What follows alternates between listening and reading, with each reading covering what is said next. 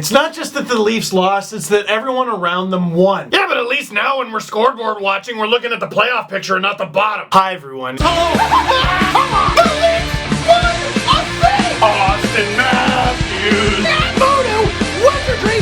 Well, time for a rebuild. This team is ruining my life! Leafs! Half win. 2-1 in overtime. They lose in overtime to the St. Louis Blues. Hey, at least they get a pity point, you might say. Well, they recovered from a bad start in the game, you might say. How about Freddie with a nice bounce back, you might say? Well, it doesn't matter. Because I ruined it. I ruined the whole thing. I jinxed it. Steve, how did you dangle? I'm getting to it. So you know how Vladimir Tarasenko at the end of the Blues' last game against the Leafs in St. Louis, Tarasenko goes to Soshnikov and he goes like this, basically pointing up at the scoreboard and telling him, hey, look, it's 5-1. So at the end of the second period, I had the bright idea that if the Leafs win, I'm gonna crap talk Vladimir Tarasenko since Soshnikov is not playing in the game. I'll do it for him. Vladimir, pasmatrina shot. 2-1. Woo! I actually learned a phrase in Russian. You know how many takes that just took? And of course the Leafs force overtime and I'm like, oh, this is gonna be perfect. And it couldn't have worked out worse. Well, that's not true. He could have scored in the final seconds of regulation. It almost could not have worked out worse. So let me make a slight edit. Vladimir, pasmatrina shot. 2-1. Because I forgot that Tarasenko knows how to do his talking with his stick too. But let's talk about this game in order. To start the game, the Blues looked as dominant as the Leafs looked terrible. Which isn't even exactly true. The Leafs have done this a few times in the past couple weeks, where the first shift or two, they look like the much better team. And the rest of the first period is just, they just forget. Jake Gardiner had a game, didn't he? If we're gonna beat him with a fish every time he makes a mistake like that, we're gonna need a bigger boat. Patrick Berglund is the benefactor, snipes on Freddie Anderson. That's not good, and the Blues are up 1-0. But then a great thing happened. Freddie held the fort. As the Leafs just smelly feet the entire rest of the first period, getting their teeth kicked in, shift in and shift out, Freddie held it together. And the start of the second wasn't much better. Still with the teeth kicking, but Freddie was there with the Anders saves, stopping an unreasonable amount of shots behind a team that is doing unreasonably poorly. And give the Blues credit, first half of the game, they did an excellent job neutralizing Austin Matthews. They did a really good job of neutralizing Mitch Marner. I'm talking about the first half of the game.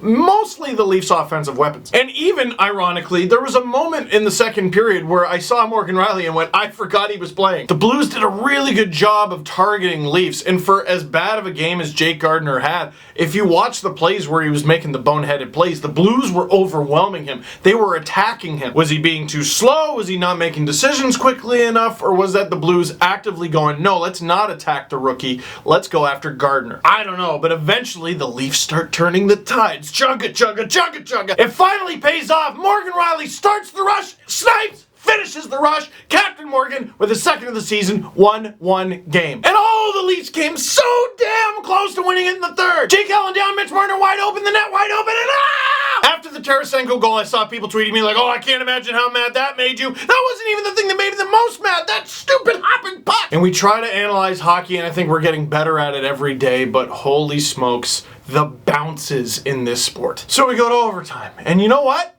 All right.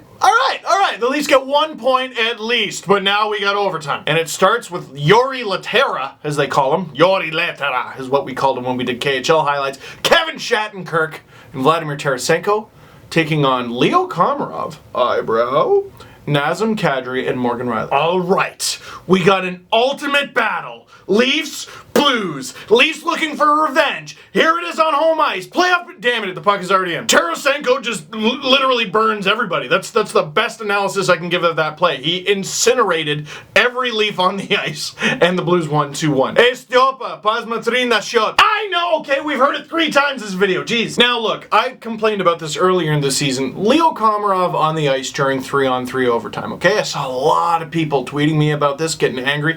Why is Leo out there in 3-on-3 overtime? Look, I don't disagree. I agree, actually.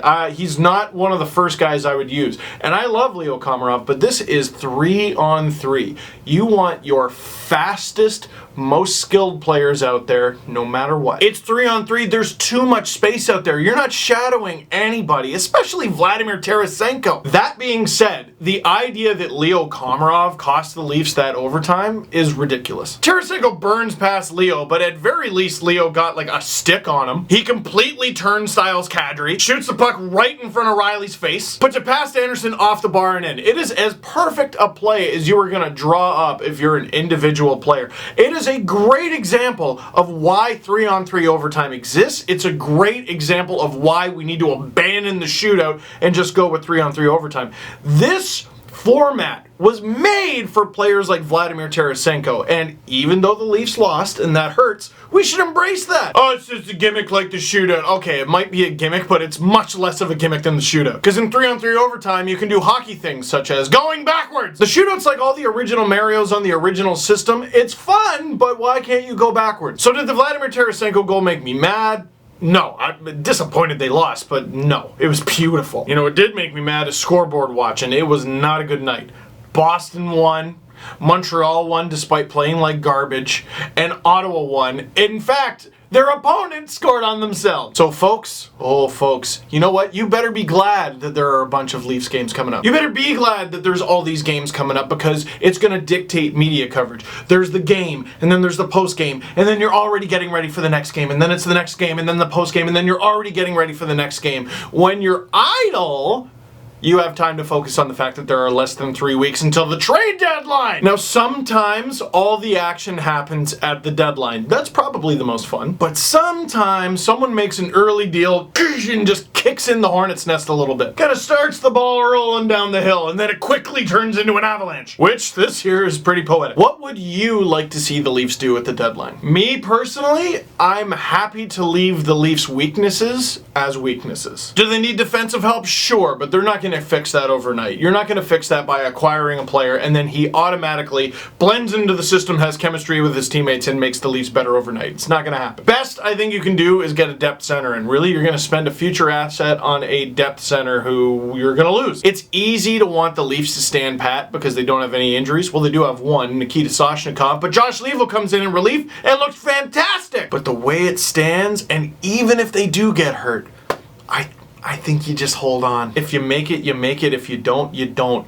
Eyes on the prize. But maybe you disagree, so that's the question of the game. What do you want the Leafs to do? That is it for this one. Thank you very much for watching. Click like if you like this video. Click subscribe if you really liked it. Tell all your friends. St. Louis Blues fans, if you're watching, I did an Alexander Steen trade tree. You should check it out because it is very complimentary towards your team, very negative towards the Leafs. Brandon Panico Pizza, Steve Dangle Podcast. I don't know if I already said that. And, well, the Leafs play tomorrow because the schedule's nuts. Watch my videos until you're convinced I live in your house!